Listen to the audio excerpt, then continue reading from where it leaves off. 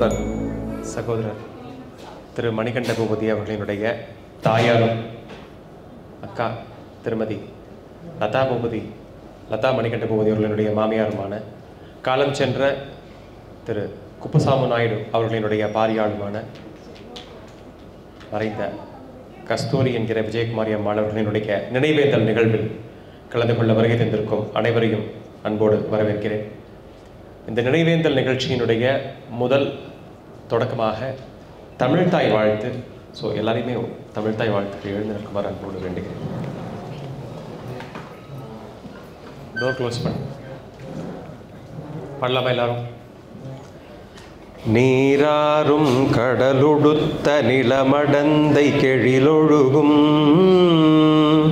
சீராறும் வதனமென திகழ் பரத கண்டமிதில் தெக்கணமும் அதிர்ச்சிறந்த திராவிடனல் திருநாடும்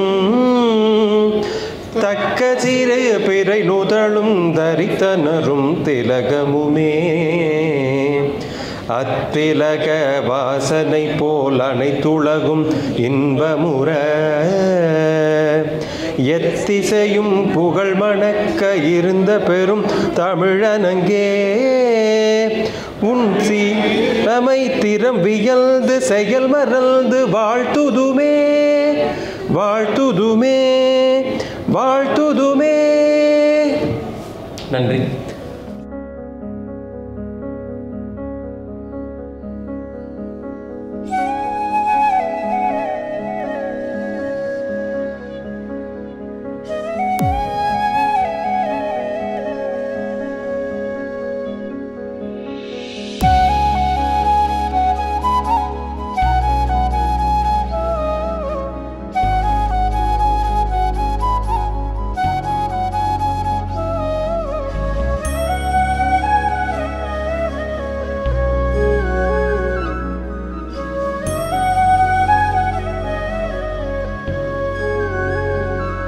அனைவருக்கும் வணக்கம். நம்ம எல்லாருக்கும் தெரிஞ்ச ஒரு வார்த்தையை தான் இப்போ நான் சொல்ல போகிறேன்.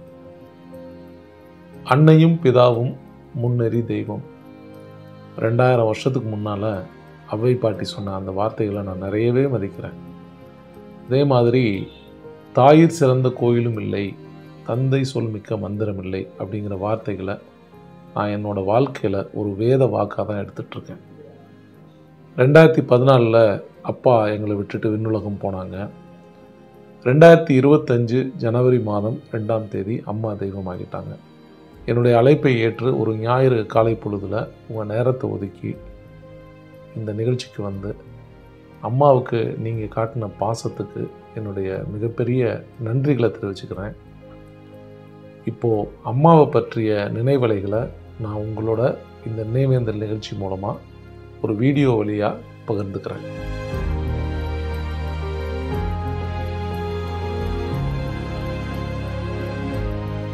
எனக்கு ஒரு 8லேருந்து 9 வயசு இருக்கும்.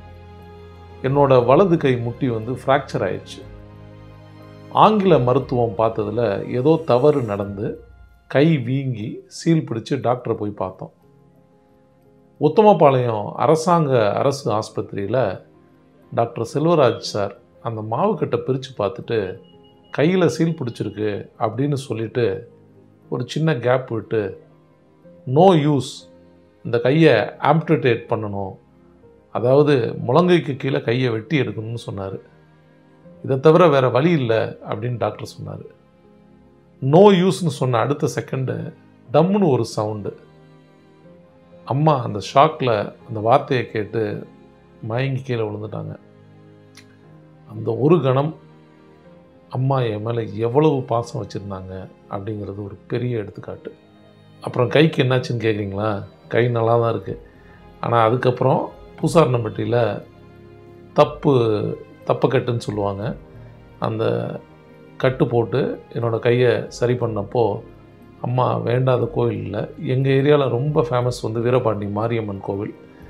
அங்கே மாவிளக்கு போட்டு நேர்த்திக்கடன் செஞ்சு எனக்கு எதுவுமே இனிமேல் ஆயிடக்கூடாதுன்னு வேண்டிக்கிட்டாங்க. நான் இன்றைக்கி வரைக்கும் நல்லா தான் இருக்கேன்.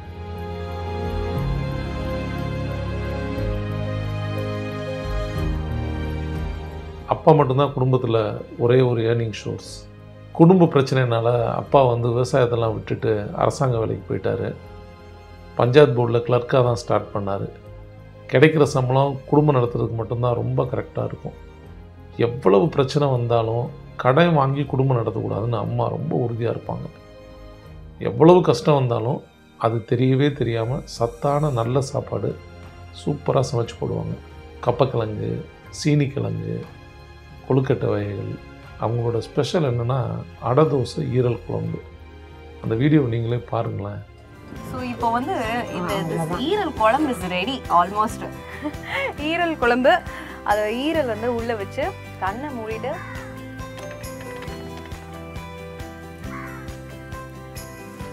வாவ். அதே மாதிரி சிலிப்பி குடல் குழம்பு அவங்களோட ஸ்பெஷல் டிஷ்ஷு. முட்டை இடியாப்பம். அது மாதிரி வெயில் காலங்கள்னு வந்துட்டாலே பழைய சோறு, வெங்காய வடகம் இதெல்லாம் அவங்களே பண்ணுவாங்க.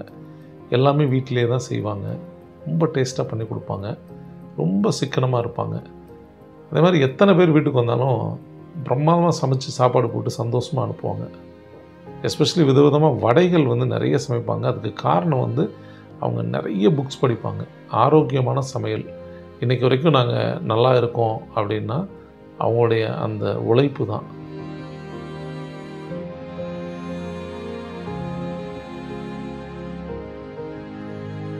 அப்பா ரிட்டையர் ஆகிற வரைக்குமே நாங்கள் வாடகை வீட்டில் தான் இருந்தோம். நாங்கள் மொத்தம் 5 பேர், அப்பா அம்மா சேர்த்து. என்னோட பிறந்தவங்க கூட 2 பேர். நான் 8வது படிக்கும்போது நல்லா ஸ்கோர் பண்ணேன் அப்படிங்கிறதுனால கவர்மெண்ட் ஸ்கூல்லேருந்து என்னை ப்ரைவேட் ஸ்கூலுக்கு மாற்றலாம் அப்படின்னு நினச்சாங்க. தேனியில் இருக்க நாடார் சரஸ்வதி ஸ்கூலில் விசாரிச்சுட்டு வந்தாங்க. பட் அப்பா கொஞ்சம் யோசித்தாங்க, எப்படி இவ்வளோ ஃபீஸ் கட்டி நம்ம படிக்க வைக்க போகிறோம் அப்படின்னு. ஆனால் அம்மா வந்து ஸ்ட்ரெயிட்டாக சொன்னாங்க, நகையை பேங்க்கில் அடகு வச்சு படிக்க வைக்கலாமேன்னு. யோசிக்கவே இல்லை. யோசிக்காமல் சொன்னாங்க அந்த முடிவை.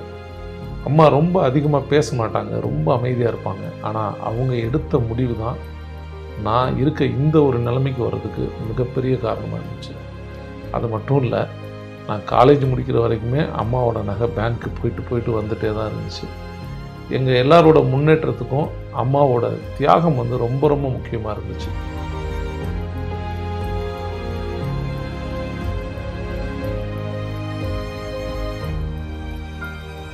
அப்புறம் ஆசீர்வாதம் அப்படின்னு சொல்லலாம். அம்மாவோட அன்பு எனக்கு எவ்வளோ நிறைய கிடைச்சது அப்படிங்கிறத பற்றி சொல்லணும்னு நினைக்கிறேன். அம்மாவோட ஆசீர்வாதம் எனக்கு எப்போவுமே கிடைச்சிட்டே இருந்தது.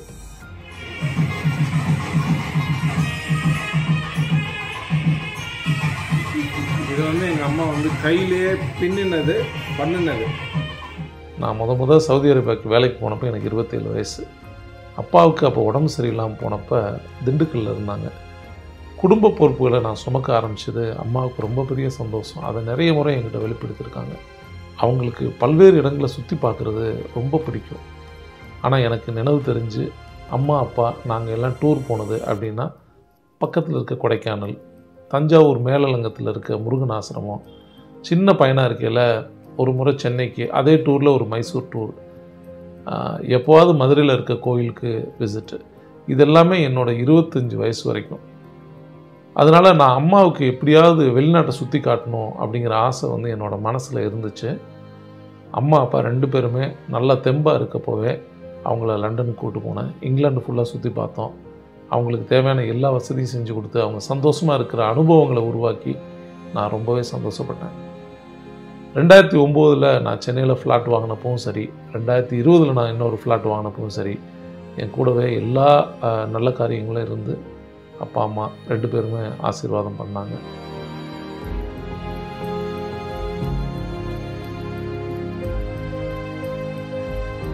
அம்மா பொதுவாகவே ரொம்ப சிக்கனமாக இருப்பாங்க. எங்கள் குடும்பத்தை பொறுத்த வரைக்கும் வருமானங்கிறது எப்போவுமே அபரிமிதமாக இருந்ததில்லை. அப்பா கொஞ்சம் உதவி செய்கிற விஷயத்தில் கொஞ்சம் தாராளமாக இருப்பாங்க. ஆனால் அம்மா கொஞ்சம் ஸ்ட்ரிக்டாக தான் இருப்பாங்க.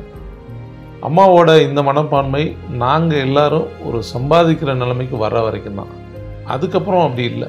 குலதெய்வம் கோயிலுக்கு ஒரு வருஷம் அன்னதானம் போடுறதா நாங்கள் வேண்டிக்கிட்டோம். ஆனால் 3 வருஷம் தொடர்ந்து செய்கிற மாதிரி ஒரு வேண்டுதலை அம்மா வச்சாங்க. அதையும் செஞ்சு முடித்தோம். அதுக்கான ஒரு பங்கு தொகையையும் அவங்க கொடுத்தாங்க. ஒரு தையல் டீச்சருக்கு குவாலிஃபைடாக படித்து திருச்சி கான்வென்ட்டில் படித்து அரசாங்க உத்தியோகத்தை ரிசைன் பண்ணிவிட்டு தனக்கு பிடிச்ச அந்த எம்ப்ராய்டரி நெட்டிங் வேலையெல்லாம் ஒரு ஓரமாக தூக்கி வச்சுட்டு எங்களுக்காக இருந்தாங்க. ஆனால் அவங்களுக்கான உண்மையான ஃபினான்ஷியல் ஃப்ரீடம் எப்போ கிடைச்சோ அது கிட்டத்தட்ட வயசு 60 ஆயிடுச்சு அவங்களுக்கு, இந்த ஃபினான்ஷியல் ஃப்ரீடம் அப்படிங்கிறது கிடைக்கிறதுக்கு. ஆனால் விவசாயத்தில் வர்ற வருமானம், பென்ஷன் இதெல்லாம் வச்சுட்டு எங்கள் சப்போர்ட்டோட 2 பேரை எங்கள் வில்லேஜில் படிக்க வச்சாங்க. கொரோனா காலகட்டத்தில் என்னோடய சகோதரர் முஜீப் பாய் ஏதாவது உதவி செய்யுங்க அப்படின்னு 30,000 ரூபா பணம் கொடுத்தாரு. அம்மா உடனடியாக தாம் பங்குக்கு 10,000 ரூபா பணம் எடுத்து கொடுத்து என் பங்குக்கு நான் ஏதாவது செய்யணும்லப்பா அப்படின்னு சொன்னாங்க. அவங்க கொடுத்த அந்த ஊக்கம் கிட்டத்தட்ட 250 குடும்பத்துக்கு தேவையான ஒரு மாதத்துக்கு தேவையான மளிகை ஜாமான ஒரு 3.5 லட்சம் ரூபாய் செலவில் எங்களால் தானமாக கொடுக்க முடிஞ்சது. அன்றைக்கி ஹெல்ப் பண்ண ஃப்ரெண்ட்ஸுக்கும் ஒரு நன்றி சொல்லிக்கிறேன். ஒரு விஷயம் என்னால் புரிஞ்சுக்க முடிஞ்சது, ஒருத்தருக்கு ஒரு தேவை, ரொம்ப கிரிட்டிக்கலான தேவை அப்படின்னு இருக்கிறப்ப நம்மளாக போய் உதவி செய்யணும் அப்படிங்கிற ஒரு குவாலிட்டியை வந்து நான் நல்லா புரிஞ்சுக்கிட்டேன்.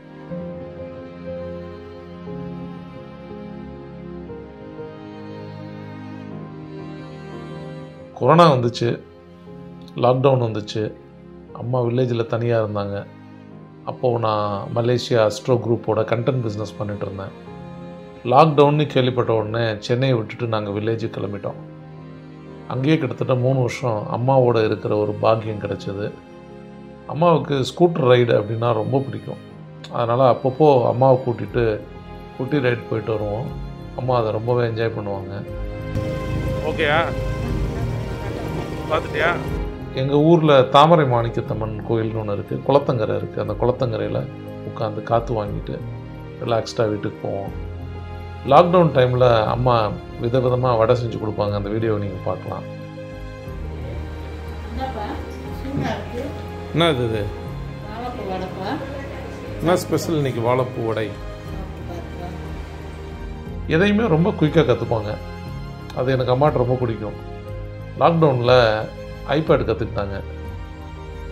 YouTube, G5, Hotstar, Amazon prime, முக்கியமாக விகடனோட எல்லா பத்திரிகைகளும் ஆப் மூலமாக படிக்க கற்றுக்கிட்டாங்க. டெய்லி அவங்களுக்கு 3/4 மணி நேரமாவது பேப்பர் படிக்கணும். லாக்டவுனில் பேப்பர் வர்றதெல்லாம் ப்ராப்ளமாக இருந்ததுனால இந்த ஆப்ஸ் எல்லாம் அவங்களுக்கு ரொம்ப ரொம்ப யூஸ்ஃபுல்லாக இருந்தது. அதுதான் கிட்டத்தட்ட அவங்களுடைய கடைசி காலம் வரைக்கும் அவங்களோட ஒரு கம்பேனியனாகவே இருந்தது. இன்னொரு விஷயம் என்னென்னா, அம்மா இவ்வளோ தூரம் பேப்பர் படிக்கிறதெல்லாம் பார்க்கும்போது தான் எனக்கு புரிஞ்சிச்சு, இவங்களால தான் நான் மீடியாவுக்கு வந்துட்டேன் அப்படின்னு.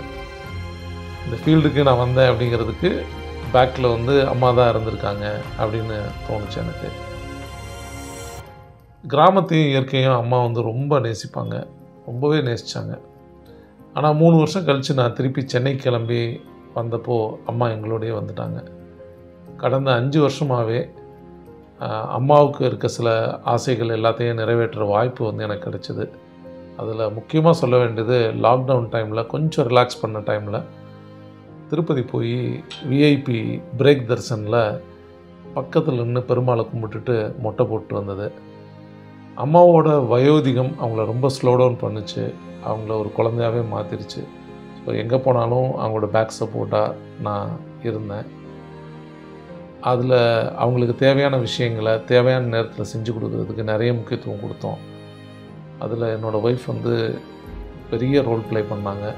அதுக்கப்புறம் இன்னொரு விஷயம் நான் குறிப்பிட்டு சொல்ல வேண்டியது வந்து 10/10/2024 அதுதான் அம்மா கட் பண்ண ஒரே பிறந்தநாள் கேக். அதாவது அம்மா தன்னோட வாழ்க்கையில் கட் பண்ண ஒரே ஒரு கேக் அதுதான்.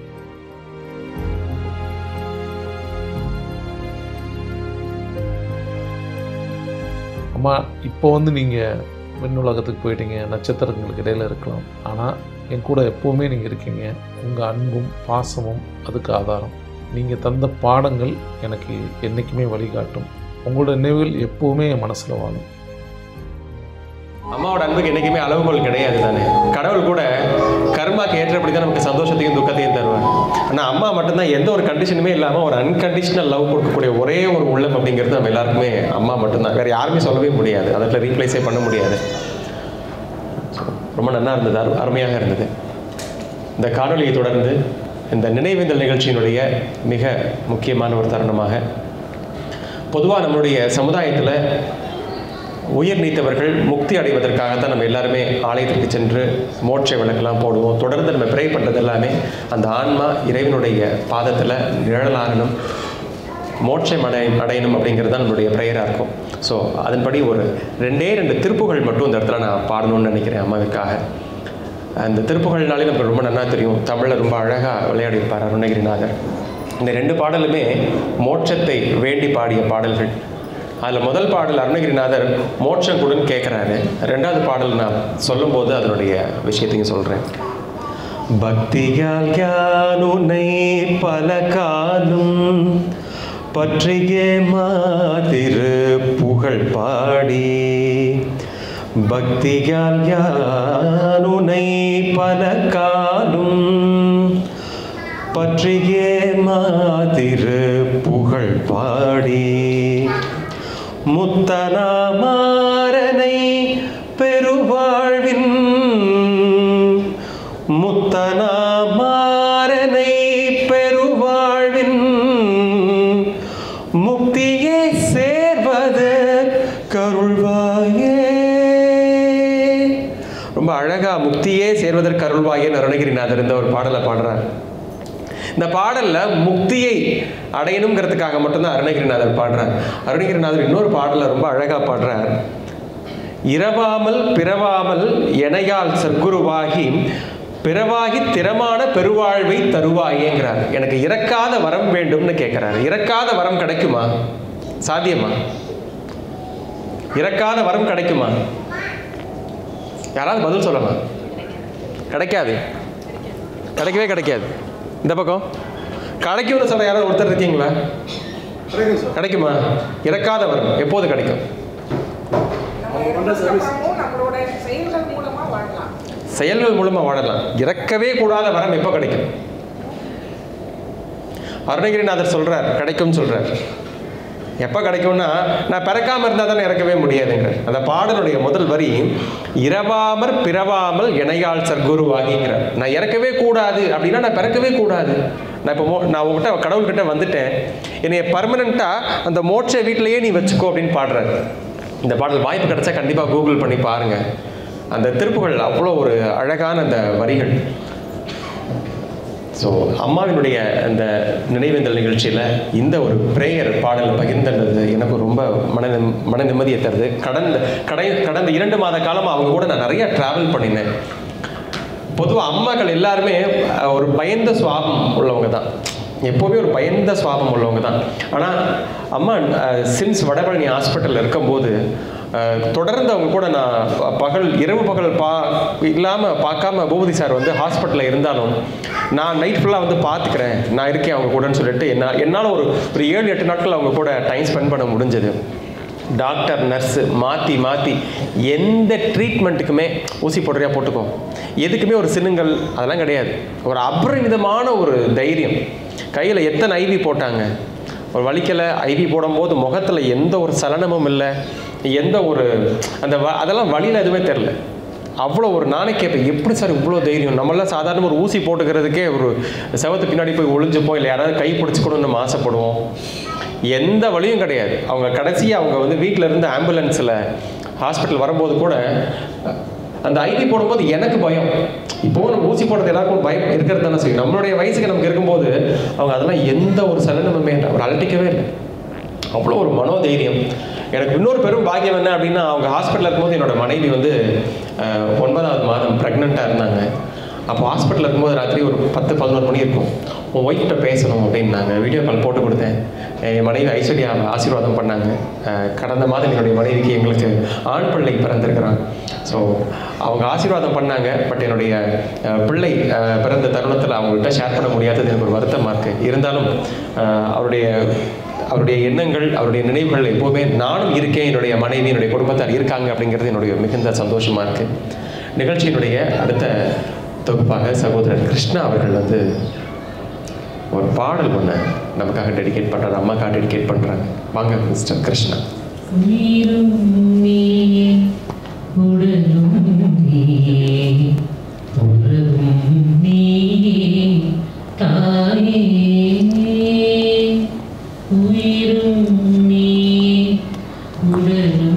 நீ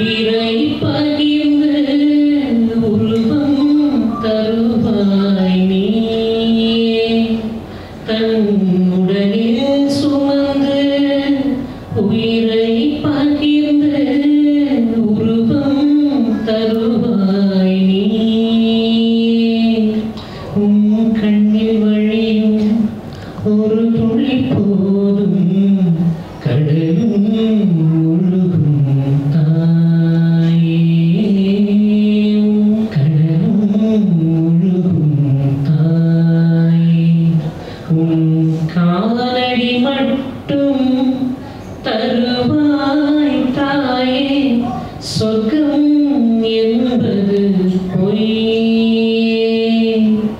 விண்ணை படைத்தான், மண்ணை படைத்தான், காற்றும் மழையும் ஒளியும் படைத்தான்.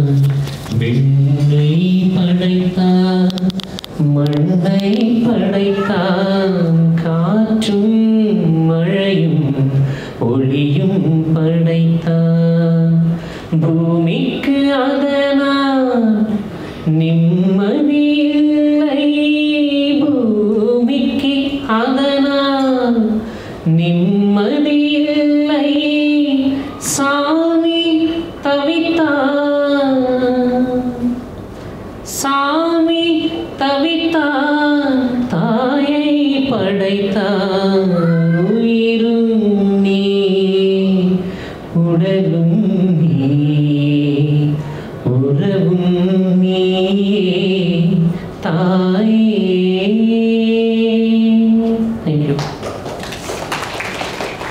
இந்த நினைவேந்தல் பற்றி திருவள்ளுவரும் ஒரு குறளில் சொல்லியிருக்காரு.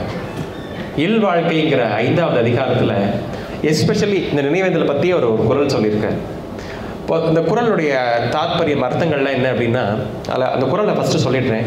தென்புலத்தார் தெய்வம் விருந்தோக்கள் தானொன்றாங்கு ஐம்புலத்தார் ஓம்பல் தலை அப்படிங்கிறார். தென்புலத்தார் அப்படின்னா உயிர் நீத்தார், நம்ம வீட்டில் இருக்கக்கூடிய முன்னோர்கள், உயிர் நீத்தவர்கள், காலம் சென்றவர்கள், அவர் தான் நம்ம தென்புலத்தார் அப்படின்னு சொல்லுவோம். இந்த தென்புலத்தாருக்கு நம்ம வீடுகளில் வந்து சில பேருக்கு வழக்கம் உண்டு. மாதம் வரக்கூடிய அமாவாசை அன்னைக்கு அவங்களுக்காக நம்ம சிறப்பான சமையல்கள்லாம் செய்து காக்காய்க்கு நம்ம சாதம்லாம் வச்சு பரிமாறி அந்த உயிர் நீத்தவங்களுக்கு நம்ம நெய்வேத்தியம் செய்யக்கூடிய வழக்கம் உண்டு. அதே மாதிரி ஆடி அமாவாசை, தை அமாவாசை, அதுதான் அந்த நினைவேந்தல். அந்த உயிர் நீத்தோரை நாம் நினைவு கூர்ந்து அவர்களுக்காக நம்ம செய்யக்கூடிய அந்த ஈவெண்ட்டை தான் வந்து அவர் இந்த திருக்குறள் ரொம்ப அழகாக அற்புதமாக சொல்லியிருக்காரு. ஸோ இந்த திருக்குறள் எனக்கு படிக்கும்போது திருவள்ளுவர் எதை தான் விட்டு வைக்கல அப்படிங்கிறதுலாம் தோணிது எனக்கு. ஸோ வாய்ப்பு கிடைச்சா இந்த திருக்குறளையும் கொஞ்சம் ஆராய்ந்து பாருங்கள். அம்மா வந்து தெய்வத்துக்கு நிகரானவங்க அப்படின்னு நம்ம எல்லாருமே சொல்லுவோம். அம்மா தெய்வத்துக்கு நிகரானவங்க கிடையாது, தெய்வம் தான் அம்மாவிற்கு நிகரானவர்.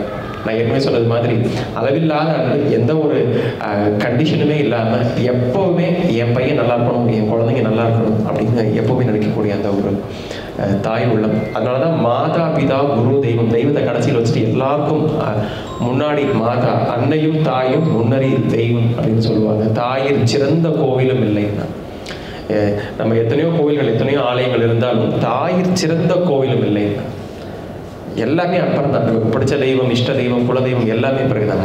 முதல்ல தாயிற் சிறந்த கோவில் அப்படிங்கும்போது அன்னையே ஆலயம். நம்ம நிறையா விஷயங்கள்லாம் நம்ம பார்த்துருக்கோம். ஸோ இந்த நினைவேந்தல் நிகழ்ச்சியில் கலந்து கொண்டு நிறைய அவருடைய நினைவுகளை நம்மிடையே பகிர்ந்து கொண்டார். நிகழ்ச்சியின் தொடர்ச்சியாக கவிதை ஒன்றை பகிர்வதற்காக சகோதரி பானு ஆல்ரின் அவர்களை அன்போடு அழைக்கிறேன். அனைவருக்கும் நண்பகல் வணக்கங்கள். இது ஒரு அம்மாவை பற்றின கவிதை. என் நாவிலிருந்து வந்த முதல் வார்த்தை, நான் அதிகம் உச்சரித்த ஒரு வார்த்தை, என் வாழ்க்கை அம்மா. பசித்தால் அம்மா, பாசாகவில்லை என்றால் அம்மா, அழுதால் அம்மா, அண்ணன் அடித்தாலும் அம்மா, அழுதால் அம்மா, அண்ணன் அடித்தாலும் அம்மா, தும்மல் வந்தால் அம்மா, பெரும் துயரம் வந்தாலும் அம்மா, என் தேவதை நீ அம்மா, என் தேவை நீ மட்டும் அம்மா. காலில் முள் குத்துவது தொடங்கி காதலியின் சொல் குத்துவது வரும் கண்ணீரின் முதல் வார்த்தை அம்மா. காலில் முள் குத்துவது தொடங்கி காதலியின் சொல் குத்தி வரும் கண்ணீரின் முதல் வார்த்தை அம்மா. அம்மா என்பது வெறும் வார்த்தை அல்ல, என் வாழ்க்கை. அம்மா என்பது வெறும் வார்த்தை அல்ல, வெறும் வாழ்க்கை. இந்த நேரத்தில் எத்தனை பேர் அம்மா இறந்துருக்கீங்கன்னு தெரியலை. பட் ஸ்டில் அம்மான்றது ஒரு பெரிய தெரில எனக்கு. எங்கள் அம்மா இங்கே தான் இருக்காங்க. பட் அந்த இழந்தவங்களோட அந்த சூழல்லாம் நிறையா பார்த்துருக்கேன். அம்மா இல்லாமல் வளர்ந்த பிள்ளைங்க இன்றைக்கும் சில விஷயங்களை பகிர்றப்ப, என்னோடய காலேஜில் ஐம் அ ப்ரொஃபஸர், பிள்ளைங்க பகிர்றப்ப எனக்கு வருத்தமாக இருக்கும். ஒரு பொண்ணு சொல்கிறா, உன்னை உங்கள் வீட்டில் அம்மா திட்ட மாட்டாங்கன்னு கேட்டா. எனக்கு அம்மாவே இல்லையா மேம். சிரிச்சுட்டே சொல்கிறப்ப அந்த வலி வேதனை ஐ ஃபீல் எனக்கு எப்படி சொல்கிறதுனே தெரில. பட் பாட்டி வந்து ஒரு பிரேவ் லேடி. அவர் சொன்ன மாதிரி நான் வந்து 15 வருஷமாக பாட்டியை பார்த்துருக்கேன். தாத்தா இறந்தப்போ கூட வந்தாரை கூப்பிடணும் அப்படின்ற ஒரு அந்த இதில் மற்ற எல்லா மனைவிமாருமே கணவர் இறந்துட்டார் அந்த நேரத்தில் நம்மளை பார்ப்பாங்களான்னு கூட தெரியல, நம்ம பக்கத்தில் போனால் தான் தெரியும். ஆனால் வந்தவங்க எல்லாரையுமே இன்முகமாக ஒரு தலையாட்டி கூப்பிட்டாங்க. அது கூப்பிடக்கூடாது. ஆனால் இந்த தமிழரின் ஒரு பண்பாடு வந்தாரை வரவேற்க வேண்டும் என்ற அந்த ஒரு சிந்தனை அவங்களுக்கு உள்ளுக்குள்ளே ஊறி இருக்கு போல இருக்கு. கடைசியாகவும் அவங்கள முதல் நாள் நாங்கள் பார்த்தோம். அப்பயும் அவங்களால பேசக்கூட முடியலை. வாம்மா, நான் அம்மாவை போய் பார்க்குறப்ப வாம்மா. எத்தனை பேருக்கு நம்மளுக்கு சுய நினைவு இருக்கும்னு தெரியல. அந்த நேரத்தில் ஒரு நிறைவான வாழ்க்கை தன் மகனின் கையிலே கடைசி வரைக்கும் இருந்து, எத்தனை பிள்ளைங்கள் இருந்தாலும் அனாதை இல்லத்தில் இருக்கிற அம்மாக்களுக்கு மத்தியில் பாட்டி ரொம்ப புண்ணியம் செஞ்சவங்க. நம்ம வரும் தலைமுறைகளும் வந்து என்னதான் மாமியார் கூடயோ மாமனார் கூடயோ என்ன ஒரு கசப்பு மனவேதனைகள் இருந்தாலும் கடைசி நேரம் வரை அவங்கள நம்ம பார்க்கணும் அப்படின்றது வந்து இதில் நான் கற்றுக்கிட்டேன் ரியாலிட்டி. ஏன்னா எல்லார் வீட்லேயுமே பிரச்சனைகள் இல்லாமல் இருக்காது. ஆனால் வந்து தாய், கணவருக்கு தாய்னாலும் தாய் தான், அவங்க நமக்கு தாய்னாலும் தாய் தான். அதில் சாரையும் அடிச்சுக்க முடியாது, மேடத்தையுமே இது பண்ண முடியாது. ஏன்னா அந்த டைமுக்கு நான் போய் உட்காந்துருக்கப்ப சுகர் செக் பண்ணுவானோ, பாட்டிக்கு இப்போ டைம் மாத்திரை கொடுக்கணும். நம்ம எவ்வளோ பேர் அவ்வளோ கான்சியஸாக செய்வோன்னு நமக்கு தெரியலை. ஆனால் சான்ஸே கிடையாது. 2 பேருமே ரொம்ப விழுந்து கவனிச்சாங்கன்னு சொல்லுவேன் நான். பாட்டி வந்து கண்டிப்பாக புண்ணியம் பண்ணவங்க தான். கடைசியாக அம்மா என்னும் மந்திரமே அகிலம் யாவும் ஆகிறது. எல்லாத்துக்குமே அம்மா ஒன்று தான். பிறப்பு தொடங்கி இறப்பு கடைசி நம்ம புலம்புற வரைக்கும் அம்மா அம்மான்ற வார்த்தை தான் வரும். Thank you so much. சகோதரி பானு ஆல்ரெடி சொன்னது போல் கடந்த 2 மாதமாக நானும் கூட இருந்து பார்க்கும்போது பூபி வந்து ஒரு ட்ரிமெண்டஸ் ப்ரெஷரில் இருந்தார். பயங்கர ப்ரெஷர், ஒர்க் ப்ரெஷராக அது என்னென்னு எனக்கு தெரியல. பட் நிறைய வேலை பளு. எப்போவுமே ஒரு க்ஷணம் கூட அந்த முகம் வாடாமல் அம்மான்னு வரும்போது 24 மணி நேரமும் அதே சிந்தனையோடையே இருந்தது. ஏன்னா எனக்கு கூட இருக்கக்கூடிய ஒரு பாக்கியம் கிடச்சிது. அவர் கூட நிறைய நாள் நான் ஸ்பெண்ட் பண்ணக்கூடிய பாக்கியம் கிடச்சிது. கடைசி நிமிஷம் வரைக்கும் நான் இல்லாத போனது அந்த கடைசி 1 நாள் 2 நாள் மட்டும்தான். அது வரைக்கும் நான் அம்மா கூடயும் சார் கூடயும் தான் இருந்தேன். கொஞ்சம் கூட முகம் வாடவே இல்லை. ஒரு பெரும் பாக்கியம். சகோதரி சொன்னதில் நான் ரொம்ப உடன்படுறேன். அந்த அம்மாவும் அப்பாவும் தான் கூட இருக்கும்போது அந்த கடைசி நிமிடங்கள் எந்த பிள்ளை கூட இருக்கிறதோ அந்த பிள்ளை பெரும் பாக்கியம். அம்மா புண்ணியம் இல்லை, பிள்ளை தான் புண்ணியம் பண்ணுறது. என்னுடைய தகப்பனாரும் அப்படிதான். என்னுடைய தகப்பனார் வந்து என்னுடைய மடியில் தான் அவரோட உயிர் போச்சு.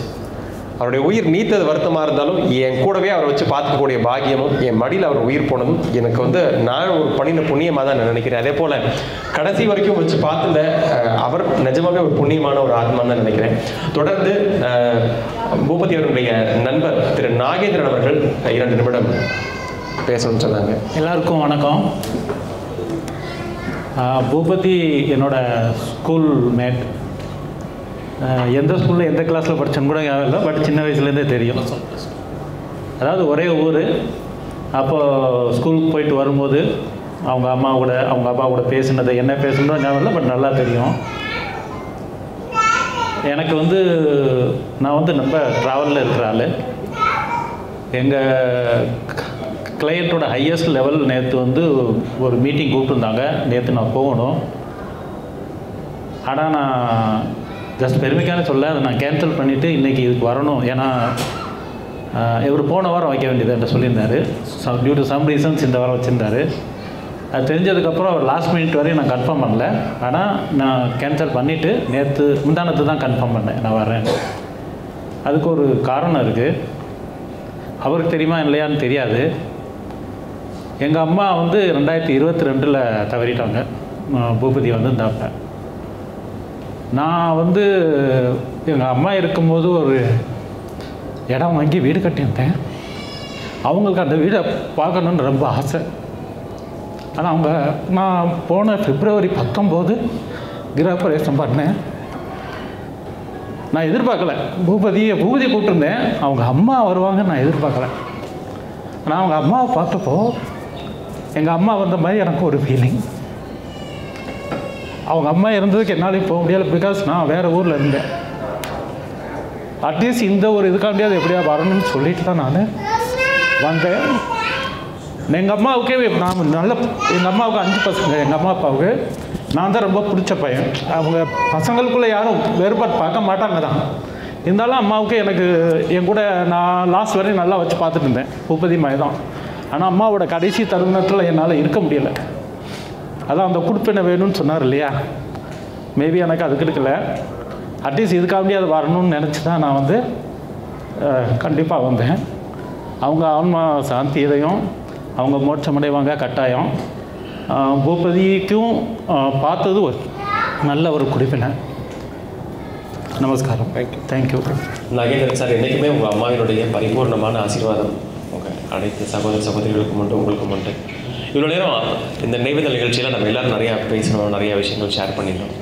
என்னுடைய ஆசை, பூபதி சார் நீங்கள் முன் வந்து உங்களுடைய வார்த்தைகளில் பேசணும்னு நான் ஆசைப்பட்றேன் சார். வணக்கம். முதல்ல இந்த நிகழ்ச்சிக்கு நீங்கள் எல்லோரும் வந்து அம்மாவோட அன்பும் அம்மாவுக்கு நீங்கள் காட்டுற அந்த பாசத்துக்கு முதல் நன்றி. அப்பான்னு சொன்ன மாதிரி அம்மா எங்களுக்கு கிடைச்சது தான் புண்ணியம். நாங்கள் அவங்களுக்கு கிடைச்சது புண்ணியமானு தெரியல, பட் அம்மா எங்களுக்கு கிடைச்சது புண்ணியம். அவங்க அப்பாவுக்கு தான் நான் தேங்க்ஸ் சொல்லணும். அதுக்கு எங்கள் ஊரில் ஜிஆர்னு ஒரு ஆசிரியர், ஜி ராமகிருஷ்ணன் அம்மாவோட அப்பா பேர். ஒரு 3 வருஷத்தில் அறிவு அப்படிங்கிறத எனக்கு ஊட்டி கொடுத்தவர். லிட்ரலாக அறிவூட்டல் அப்படின்றத ஒரு 6, 7, 8 அந்த 3 வருஷத்தில் எனக்கு கொடுத்தவர். இன்றைக்கி இவ்வளோ தூரம் ஏதோ ஒரு பயணம் செஞ்சு ஒரு சின்ன ஒரு குக்கிராமத்தில் இருந்து ஒரு சரியான கல்வி வழிகாட்டுதலோட அப்பா அம்மாவோட ஹெல்ப்போட நம்ம இவ்வளோ தூரம் வளர்ந்துருக்கோம். இந்த இடத்துல ஒரு 4 பேருக்கு தெரிகிற மாதிரி நின்றுருக்கோம். இந்த மீடியா ஃபீல்டில், அதுவும் எங்கள் குடும்பங்கள்லேயே எனக்கு தெரிஞ்ச மீடியா ஃபீல்டில் யாரும் இல்லை. இந்த ஃபீல்டை தேர்ந்தெடுத்தப்போ இதுக்கு நிறைய சேலஞ்சஸ் இருந்தது. அது இன்னொரு உதாரணம் சொன்னால் அந்த இதில் சொல்லலை நான் அந்த வீடியோவில். அந்த தங்கச்சிக்கு அப்போது கல்யாணத்துக்கு நகை சேர்த்துட்டு இருந்தாங்க.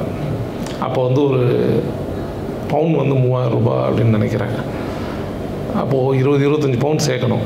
93வது வருஷம் நான் எம்ஏ படிக்கிறப்போ அப்பாட்ட நான் ஸ்டில் கேமரா இருந்தால் தான் அந்த எம்ஏ கம்யூனிகேஷன் படிப்பை சரியாக பண்ண முடியும் அப்படின்னு சொன்னப்போ நகைக்காக வச்சுருந்த ஒரு 30,000 ரூபாய் பணத்தை அந்த கேமராவுக்காக கொடுத்தாங்க. அதெல்லாம் எந்த ஒரு குடும்பத்துலேயும் டக்குன்னு 2 வருஷத்தில் கல்யாணம் பண்ணணும். இந்த 30,000 சேர்க்கறதுக்கு கிட்டத்தட்ட பல வருஷம் அவங்க செலவு பண்ணியிருப்பாங்க. அந்த பணத்தை கொடுத்து இந்த கேமரா வாங்கிக்கோ அப்படின்னு சொன்னாங்க. அப்படி பல சூழ்நிலைகளில் ரொம்ப கஷ்டப்பட்டு தான் எங்களை படிக்க வச்சாங்க. அம்மா எங்களை நல்லாவே பார்த்துட்டாங்க. ஸோ அதான் வீடியோவில் நான் சொல்லியிருந்தேன். இங்கே அம்மாவை நல்லா பார்த்துக்கிட்டதில் சில பேர் வந்திருக்காங்க. அவங்களுக்கு முதல்ல தேங்க்ஸ் சொல்லணும். அம்மாவுக்கு ஒரு 10-12 வருஷமாகவே ஹார்ட் இஷ்யூ இருந்தது. அதுக்கான ட்ரீட்மெண்ட்டை டாக்டர் ஸ்ரீநாத் சிம்ஸ் மருத்துவமனையில் கொடுத்துட்ருந்தார். நாங்கள் எதை மிஸ் பண்ணாலும் மிஸ் பண்ண மாட்டோம். அம்மாவோட அந்த 3 months செக்கப், அவங்க எங்கே இருந்தாலும், நாங்கள் எங்கே இருந்தாலும், அவங்க வில்லேஜில் இருந்தாலும் போய் கூப்பிட்டுட்டு வந்து அந்த 3 months செக்கப் முடிச்சுட்டு நாங்கள் உங்களோட ஒரு 1 week இருந்துட்டு தான் சென்னைக்கு வருவோம். நிறைய அப்பா இறந்ததுக்கப்புறம் அம்மாவுக்கு நிறைய இம்பார்ட்டன்ஸ் கொடுத்தோம். தனியாக இருந்தாங்க, தனியாகவே மேனேஜ் பண்ணாங்க. அவங்கள சரியாக சொல்ல போனோம்னா 2 மாதத்துக்கு முன்னால் வரைக்கும் அவங்க தன்னை தானே பார்த்துட்டாங்க. 76 வயசு அவங்களுக்கு. அவங்க இறக்கும்போது 75வது வயதில் ஒரே ஒரு கேக் கட் பண்ணாங்க. அதுதான் அவங்க கட் பண்ண ஃபஸ்ட் அண்ட் லாஸ்ட் கேக். இந்த நிகழ்ச்சியில் சிம்ஸ் மருத்துவமனை பற்றி நான் கட்டாயமாக சொல்லி ஆகணும். அந்த கடந்த 2 மாதம் அவங்களுடைய உடல்நிலை மோசமாகிற நேரங்களில் மருந்து கொடுக்குறதுன்றதை தாண்டி அவங்க நல்ல அன்பு காட்டினாங்க. டாக்டர் முருகானந்தம் இங்கே வந்திருக்காங்க. அப்புறம் டாக்டர் அவர் தேவ்கண்ணா சார் இருக்கார், டாக்டர் சிவராமன் இருக்காங்க. இவங்க எல்லாருமே வந்து அம்மாவுக்கு அதாவது டாட்டா காட்டுவாங்க. அவங்கெல்லாம் பார்த்தாங்கன்னா அம்மா பெட்லேருந்து இயர்லேருந்து ஹலோ சார் எப்படி இருக்கீங்க அப்படிம்பாங்க. அந்தளவுக்கான ஒரு நெருக்கம். அவங்க பேர் சொல்லி கூப்பிடுவாங்க. சில சமயம் டாக்டர் சுந்தரராமன் ஆக்சுவலாக அவங்க ஐசியூவில் இருந்து இறக்குறதுக்கு கொஞ்ச நேரத்துக்கு முன்னால் அவங்க கான்சியஸாக இருந்து அந்த கான்சியஸ்னஸ் போகிற டயத்தில் சுந்தரராமன் சார் வந்து மாஸ்கெல்லாம் போட்டு வந்து நிற்கிறாரு. அம்மா அப்படியே பார்க்குறாங்க. பார்த்துட்டு ஹலோ சுந்தரராமன் சார் எப்படி இருக்கீங்க அப்படின்னாங்க. மாஸ்கெல்லாம் போட்டிருக்காங்க, ஆக்சிஜன் மாஸ்கெல்லாம் போட்டிருக்காங்க. அந்தளவுக்கு அவங்க ஃப்ரெண்ட்லியாக இருந்தாங்க. அதனால தான் அவங்க ரொம்ப நாள் வந்து அந்த 8-10 வருஷம் அந்த ட்ரீட்மெண்ட்டில் அவங்க உயிரோடு இருந்ததுக்கு இன்னொரு காரணம். டாக்டர் ஸ்ரீநாத் இங்கே இல்லை, பட் அவருக்கு என்னுடைய நன்றிகள். ஏன்னா அவ்வளோ நல்லா பார்த்துக்கிட்டாங்க. ஸோ சிம்ஸ் மருத்துவமனையிலேருந்து எனக்கு கிடைச்ச சப்போர்ட் வந்து ரொம்ப ரொம்ப இந்த எஸ்ஆர்எம் குரூப்பில் நான் வந்து புதிய தலைமுறையில் ஒரு 5 வருஷம் ஒர்க் பண்ணேன். இப்போது எந்த தொலைக்காட்சியில் ஒரு 2 வருஷமாக ஒர்க் பண்ணிகிட்ருக்கேன். இந்த சிம்ஸ் மருத்துவமனைக்கான சின்ன சின்ன பிராண்டிங் ஒர்க்லாம் பண்ணி கொடுக்கும்போது நிறைய எனக்கு டாக்டர்ஸோட கனெக்ஷன் கிடைச்சிது. அதுவே ஆக்சுவலாக அம்மாவுக்கான ஒரு அந்த ட்ரீட்மெண்ட்டுக்கான வழிகாட்டுதலும் சரியான அம்மாவுக்கு அந்த நோய் வருது அப்படின்னு சொல்லும்போது அதை ஐடென்டிஃபை பண்ணும்போது எங்களுக்கு 2 மாதம் தான் டைம் இருக்குது.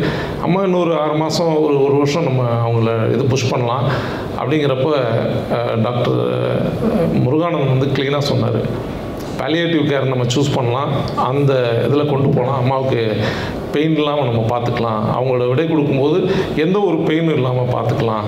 அதை வந்து ரொம்ப ரொம்ப ரொம்ப கேர்ஃபுல்லாக நிறைய ஆலோசனை எனக்கு யூகேலேருந்து அவர் பியாண்ட் அவங்க ஃப்ரெண்ட்ஸ் எல்லாம் கூப்பிட்டு என்னை பேச வச்சு, டாக்டர்ஸை கூப்பிட்டு பேச வச்சு அது என்னென்ன புரிய வச்சு அதை ரொம்ப சிறப்பாக செஞ்சு கொடுத்தாங்க.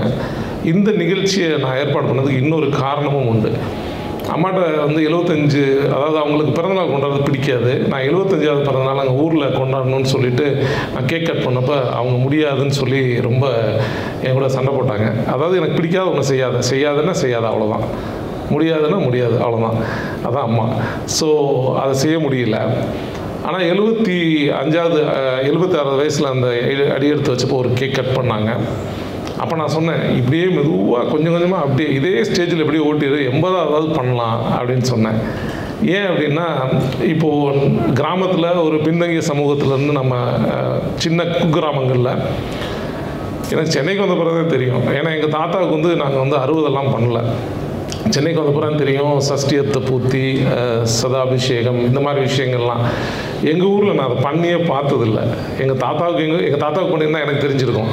ஸோ அந்த மாதிரி ஒரு சூழ்நிலை இல்லை. ஸோ நான் அம்மாவுக்கு வந்து ஒரு 80th பர்த்டே கொண்டாடணும் அப்படின்னு ஒரு ஆசைப்பட்டேன். ஸோ இன்றைக்கி நீங்கள் ஆக்சுவலாக பார்ட்டிசிபேட் பண்ணிகிட்ருக்கிறது என் மனசில் ஓடிட்டுருக்க 80வது பர்த்டே தான் அது. அதை தான் நம்ம இப்போ செலிப்ரேட் பண்ணிகிட்ருக்கோம். ரொம்ப நன்றி. இங்கே வந்து இந்த நிகழ்ச்சியை சிறப்பித்ததுக்கு எல்லாத்துக்கும் ரொம்ப thanks. Thank you very much. Thank you. நிகழ்ச்சியினுடைய நிகழ்வாக மலர் எல்லாரும் பண்ணலாம்.